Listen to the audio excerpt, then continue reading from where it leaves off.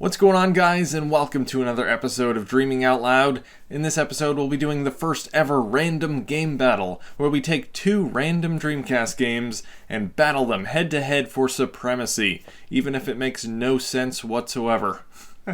So we're basically going to pick two random games off of my game shelf, and I'm going to compare them and see which one is the better game, even if they're in completely different genres and have no relation to each other whatsoever. I know it makes no sense. But then again, maybe it will make sense. Maybe it'll be Sonic Adventure 1 versus Sonic Adventure 2. You never know. That's the whole joy of randomness.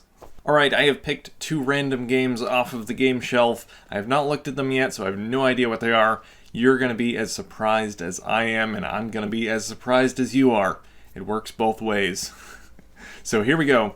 We have Death Crimson OX. Ooh, very underrated light gun shooter on the Dreamcast. Against Psychic Force 2012.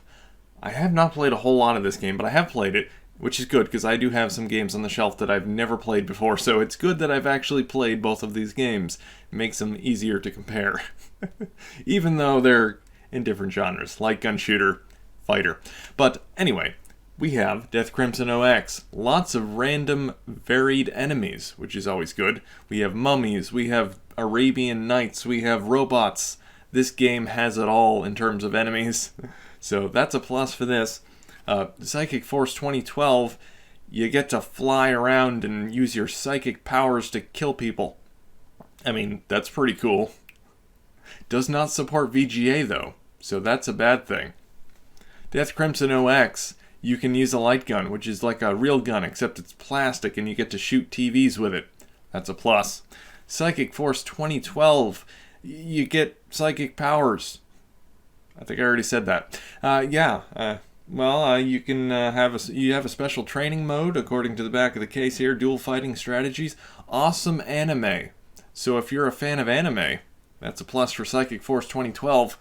We also have Death Crimson OX, which has Death Crimson in it, which is like a purple lightning. Lightning's cool. We also have Psychic Force 2012 with Master the Elements. You have wind, fire, magic, and more. So this has lightning, but this also has wind, fire, and magic. So this has more elements. So we're going to give a point to Psychic Force 2012.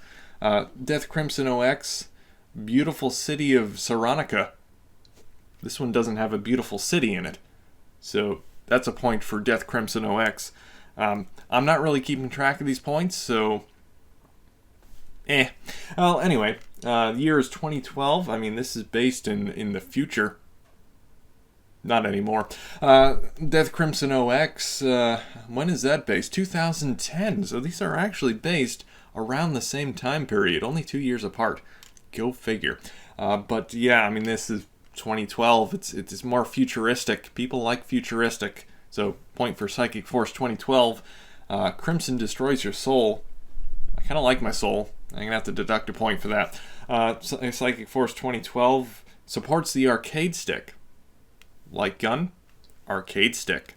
Light gun, arcade stick. Which one is better?